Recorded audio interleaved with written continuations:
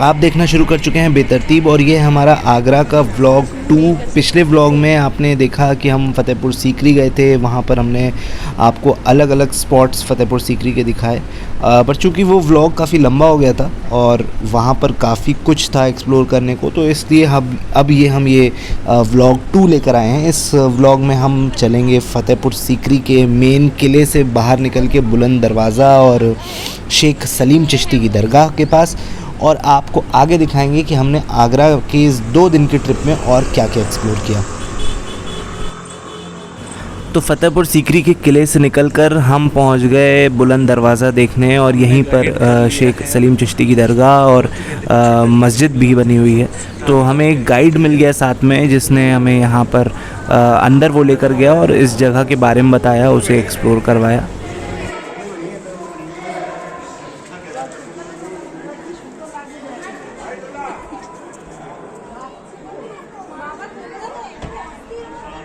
ये है शेख सलीम चिश्ती की दरगाह, वो है इसके पीछे बुलंद दरवाज़ा। जमा मस्जिद में आज भी 5 वक्त की नमाज होती है आज भी। और ये लेफ्ट साइड पे दरवाज़ा है, सर ये दुनिया का सबसे ऊंचा दरवाज़ा है, बुलंद दरवाज़ा। अच्छा, ये बुलंद के माने ऊंचा है, दरवाजे के माने गेट है। ये दरवाज़ा अकबर ने पब्लिक के लिए बनाया, इससे पब्लिक आती है। साइड से छोटे छोटे जो रूम बने हुए हैं, ये शमे का मतलब।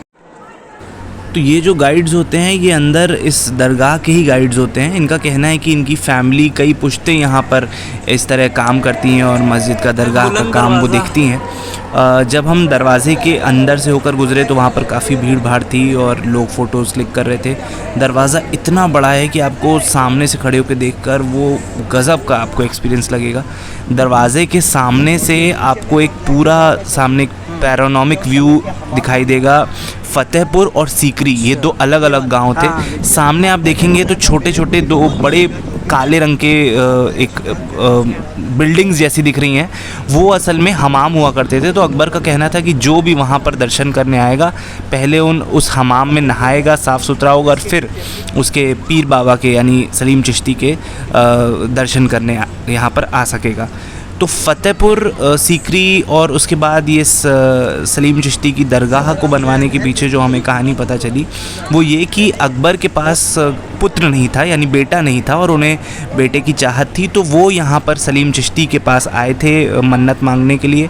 जब उनकी मन्नत पूरी हुई तब उन्होंने इस पूरे एरिया को इतने खूबसूरत ढंग से डेवलप किया। उनके इस जहाँ पे वो रहते थे उसको एक बहुत खूबसूरत सा रूप दिया, सफ़ेद मार्बल से इसको बनवाया, और अपने बेटे का नाम सलीम चिश्ती के नाम पर सलीम रखा था। जो अच्छा आदमी होता था उसको हाथी सूंघ के छोड़ देता था, जो गलत आदमी होता था उसको पैर रख के मार देता था। आप लोगों को होता है ना 7 फेरे पड़े जाते, शादी हो जाती है, उसमें बहन भाई साथ में नहीं जा सकते।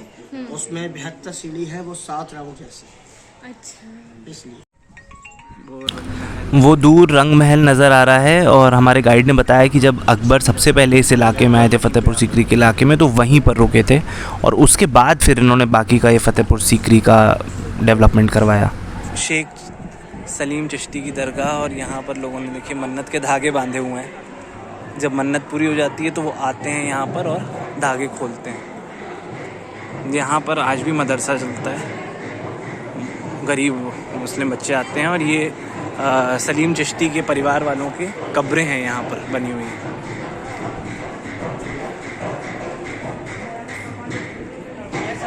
ये सब जनाना ग्रेव्स हैं, लेडीज़ ग्रेव्स हैं, बाहर जेंट्स के ग्रेव्स थे।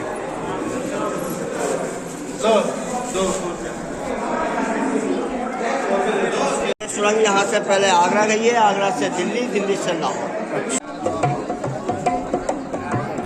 तो फ़तेहपुर सीकरी की खूबसूरती देखकर हम अपनी स्कूटी से वापस लौटने लगे आगरा की ओर।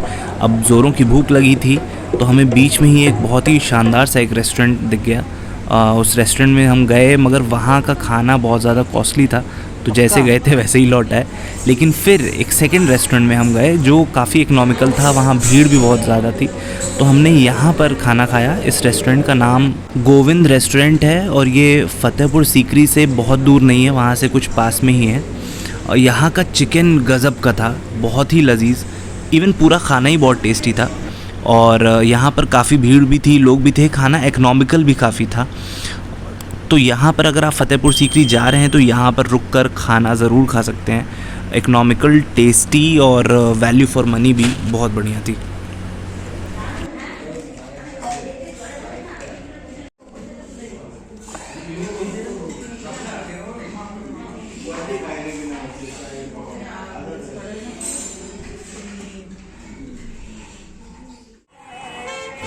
तो फतेहपुर सीकरी से लौटकर हम अपने होटल गए, फ्रेश हुए और शाम को हमें पता चला कि आगरा में ताज महोत्सव लगा हुआ है। तो बस हम रेडी होकर फिर से निकल गए, स्कूटी से ही स्कूटी को पार्किंग में लगाया और ताज महोत्सव में चले गए, जहाँ पे हमने बहुत एंजॉय किया।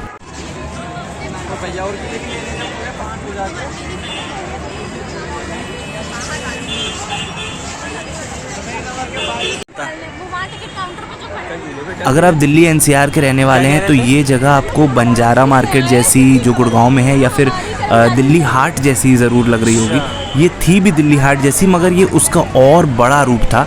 बहुत ही बड़े एरिया में क्राफ्ट से जुड़े, आर्ट से जुड़े और लोकल ट्रेडिशनल चीज़ों से जुड़ी चीज़ें यहाँ पे मिल रही थी। अलग अलग स्टेट्स से वेंडर्स आए हुए थे जो अपने सामानों को बेच रहे थे, राजस्थानी और नॉर्थ इंडियन, साउथ इंडियन चीज़ें और ड्रेसेस, कपड़े, फैशन की चीज़ें, लड़के लड़कियों की चीज़ें के लिए जो भी चीज़ें हो सकती थी और उसके अलावा खाने पीने की चीज़ें, यहाँ पे सब कुछ मिल रहा था। मेघना ने भी एक दो चीज़ें परचेज़ की, उसे एक पर्स पसंद आया, उसने वो लिया। उसके अलावा मैंने यहाँ से एक शॉर्ट कुर्ता लिया जो मुझे बहुत अच्छा लगा। हालांकि कीमत यहाँ की काफ़ी ज़्यादा थी और ऐसी चीज़ें आपको अमेज़ॉन से या फिर अपने लोकल मार्केट से इजीली मिल जाएंगी। बट ताज महोत्सव का जो सबसे ख़ास चीज़ था वो ये स्टेज था जहाँ पर परफॉर्मेंसेस हो रही थी और रात में यहाँ पर कोई एक फेमस सिंगर तो आने वाला था, मैं नाम भूल गया हूँ उसका, बट हम उतनी देर वहाँ पे रुक नहीं पाते तो इसलिए हमने यहाँ पर थोड़ा समय यहाँ पे हम बैठे, बच्चों के कुछ परफॉर्मेंसेस देखे। जब चलने का वक्त हुआ तो हमने वहाँ के फूड स्टॉल्स को एक्सप्लोर किया, दुकानों को फिर से एक बार एक्सप्लोर किया और मेले का बस एक राउंड लगाया और वहाँ से हम लौटकर वापस अपने होटल आए और फिर होटल से फ्रेश होकर हम निकल गए खाना खाने के लिए। हम पहुँचे एक फ़ास्ट फूड रेस्टोरेंट जहाँ पर लापिनो पिज़्ज़ा भी था और पीछे सबवे भी था। तो वहाँ पर हमने ये शानदार सा पिज़्ज़ा हमारे डिनर में खाया और फिर उसके बाद हम चले गए वापस से अपने होटल और हम वेट करने लगे अपने दूसरे दिन का। डे 2 की शुरुआत हो चुकी है। कल का दिन बड़ा हेक्टिक रहा, नींद इतनी तगड़ी आई कि सीधे सुबह खुली और अब आज हमें वापस से नोएडा भी जाना है, लेकिन उससे पहले आज हमें देखना है आगरा की आन बान शान ताजमहल। तो अभी बस हम लोग वहीं निकल रहे हैं ताजमहल के लिए। जल्दी फटाफट तैयार होके अभी नाश्ता करेंगे और फिर ताजमहल जाएंगे। ताजमहल में कुछ देर एंजॉय करेंगे, वापस अपने होटल आएंगे, चेकआउट करेंगे और फिर इधर उधर कहीं घूम फिर के अपनी स्कूटी वापस करेंगे और तब बस पकड़ेंगे। पराठा कैसा है? बढ़िया है, पोहा भी बढ़िया है। तो नाश्ता करके हम लोग ताजमहल के पास पहुँचे। दूर पार्किंग है, करीब 1-1.5 किलोमीटर दूर, वहाँ पे हमने गाड़ी को पार्क किया। ताज महोत्सव बीच में था और वहीं पे बाहर काफ़ी बॉलीवुड सॉन्ग्स बज रहे थे, इसलिए मैंने इस वीडियो का जो ओरिजिनल साउंड है वो म्यूट कर दिया है, नहीं तो यूट्यूब पर स्ट्राइक आ सकता था। बट ये काफ़ी एंटरटेनिंग जगह है। ये पूरा पैसेज कितना बढ़िया बनाया हुआ है, इतने अच्छे पत्थर यहाँ पे लगे हुए हैं और साइड में छोटे छोटे रेस्टोरेंट्स, कैफ़ेज़ जैसे हैं। ढेर सारे फॉरेनर्स और इंडियंस आपको इस समय यहाँ टहलते घूमते दिख जाएंगे। और सबसे बड़ी बात ये कि आगे पार्किंग नहीं है, तो गाड़ियाँ दूर ही पार्क करने को बोला गया था, तो इसलिए हम लोग ये एक्चुअली इसको नेचर वॉक कहते हैं। हाँ, मैं भूल गया था इसका नाम, वो देखो वहाँ पे मैंने पढ़ा तो मुझे याद आ गया। इसको ताज नेचर वॉक इसको कहा जाता है कि यहाँ से वहाँ तक आप जो पैदल जा रहे हो, यहाँ पे हम लोग फ़ोटो भी क्लिक कर सकते हैं, यहाँ पे हम लोग कुछ खा भी सकते हैं। नेचर वॉक के अंदर जाकर भी है, हम लोग वहाँ चल सकते हैं अभी बाद में। और उसके 150 रुपये भी हैं। नहीं नहीं अच्छा नहीं, नॉन इंडियंस के 150 रुपये हैं। इंडियंस के कितने हैं? इंडियंस के पता नहीं कितने हैं। 20 रुपये शायद, हाँ 20 रुपये। एडल्ट के 50 रुपये, बच्चों के 20 रुपये।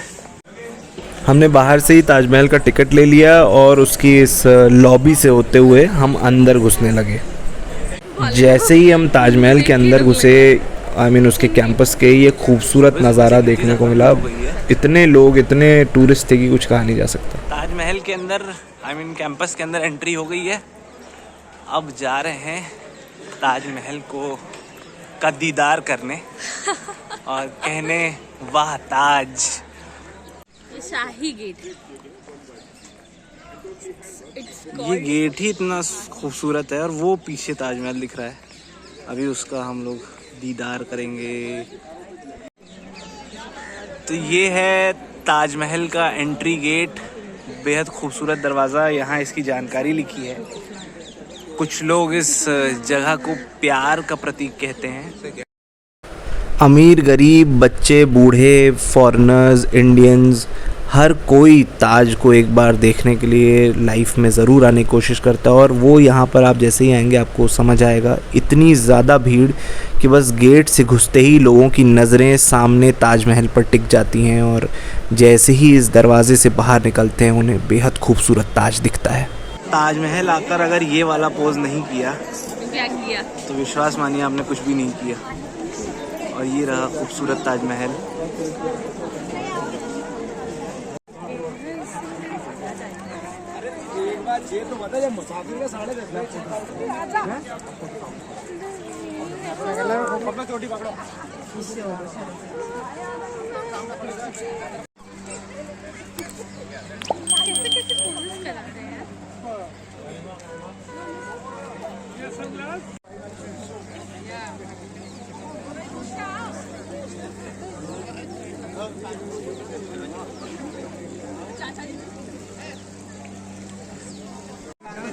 हम ये कर सकते हैं कि poses in front of Taj Mahal आप ऐसे से बना सकते हैं।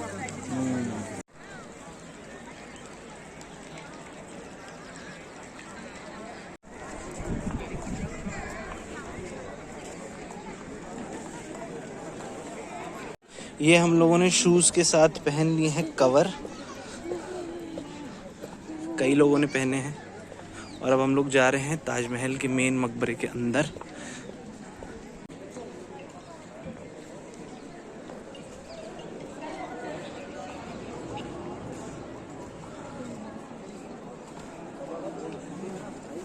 तो नहीं ले रहे। मुख्य मकबरे के अंदर फ़ोटोग्राफी मना था तो उसके लिए आई एम सॉरी, बट मैंने चोरी चुपके कुछ अंदर के शॉट्स और वीडियोस बना लिए थे। बस मुझे इसका दिखाना का ऐसा कोई उद्देश्य नहीं था कि मैं कुछ जुर्म करने के मकसद से, सिर्फ इतना कि मैं आप लोगों को दिखाना चाहता था कि अंदर से ताजमहल कैसा दिखता है और अंदर जाकर कितनी भीड़ रहती है। उन्हें कहाँ कहाँ से घुमाना पड़ता है, गोल घुमाते हैं वो लोग, और अंदर की दीवारें और नक्काशियाँ कैसी हैं।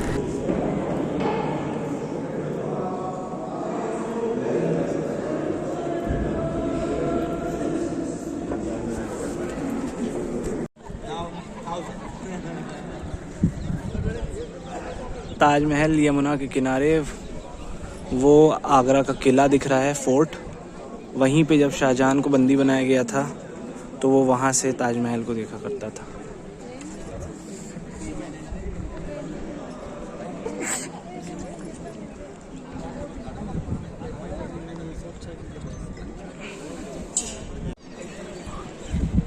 ये इतना खूबसूरत है कि आप वीडियो में तो इसकी खूबसूरती नहीं कैद कर पाएंगे।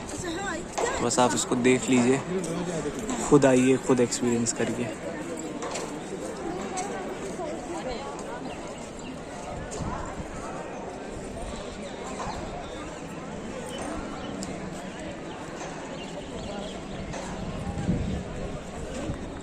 बताना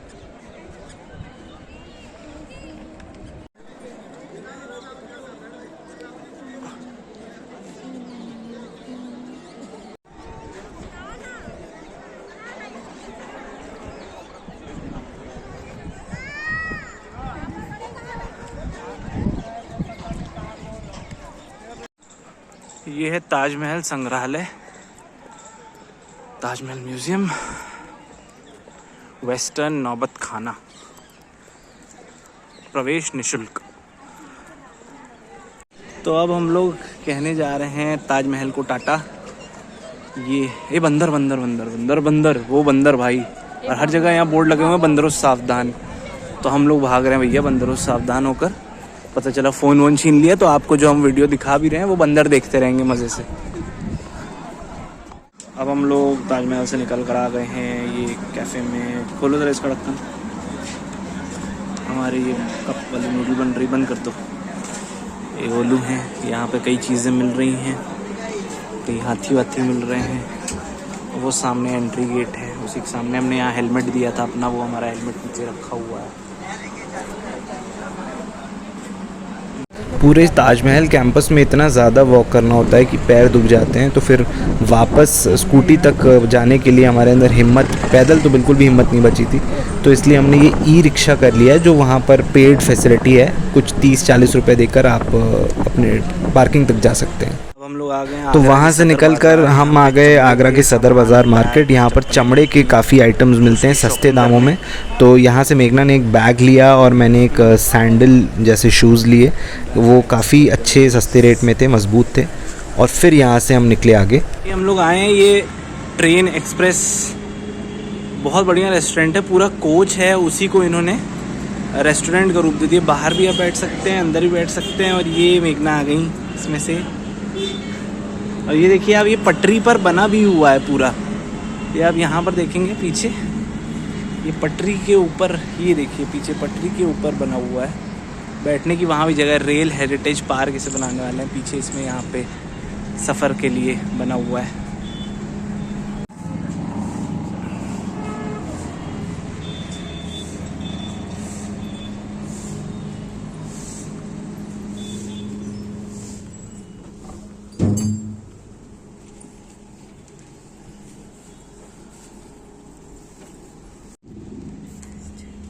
अच्छा लग रहा है।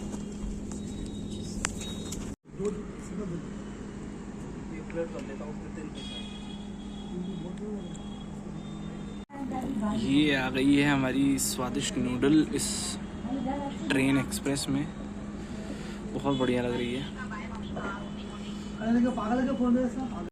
ये मंचूरियन आ गया और ये लस्सी भी आ गई है। मंचूरियन खा के देखते हैं। तो खाना खाकर हमने आगरा के बस स्टैंड से बस पकड़ी वापस नोएडा जाने के लिए, और इस तरह हमारी 2.5 दिन की ट्रिप का अंत हुआ। लगभग हमारे 15,000 रुपये इस 2.5 दिनों में लगे, जिसमें हमने खूब आराम से घूमा फिरा, खाना खाया, स्कूटी रेंट पे ली और आगरा को एक्सप्लोर किया। वैसे बहुत सी जगह अभी छूट गई थी, बट वो हम फिर कभी कवर कर लेंगे क्योंकि हमारे पास टाइम की कमी थी। लौटते वक्त हमने एंजॉय किया यमुना एक्सप्रेसवे का ये खूबसूरत सा शांत सा सफ़र, और हम पहुंच गए देर रात अपने घर। आप भी अगर आगरा की ट्रिप पर जाना चाहते हैं तो हमारे इस व्लॉग को फॉलो करके जा सकते हैं। ऐसे ही अमेजिंग वीडियोस के लिए बेतरतीब को फॉलो करें, सब्सक्राइब करें, अपने एक्सपीरियंसेस हमें कमेंट बॉक्स में शेयर करके बताएं और हमसे यूं ही जुड़े रहें। तब तक मिलते हैं नेक्स्ट वीडियो में। अलविदा।